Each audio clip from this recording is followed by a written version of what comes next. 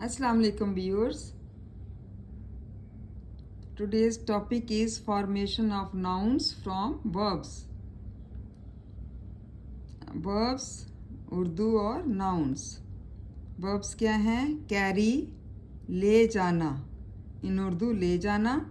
Nouns carriage गाड़ी, carry carriage. Nouns क्या हैं इसमें? गाड़ी. Choose इंतखाब करना, चॉइस इंतखाब. ये जो है नाउन इसमें क्या है? इंतखाब. कंपेयर मुकाबला करना, कंपैरिजन मुकाबला. कोऑपरेटिव ताबन करना, कोऑपरेशन ताबन.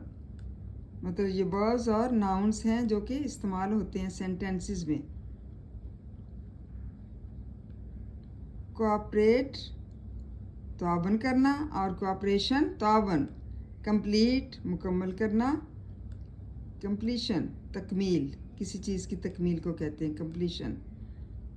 कॉन्फर मशवरा करना, कॉन्फ्रेंस मुशावरत.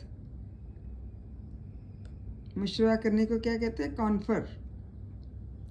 और मुशावरत इकट्ठा इजलास बुला के इकट्ठे बैठ के जो मशवरा करते हैं उसको मुशावरत कहते हैं, कॉन्फ्रेंस. कंसिडर गौर करना, कंसिडरेशन गौर. कन्वर्ट तब्दील करना, कन्वर्सेशन तब्दीली. Hope you understand well. Thanks and regards. आपको समझ आ गई होगी. Thank you so much.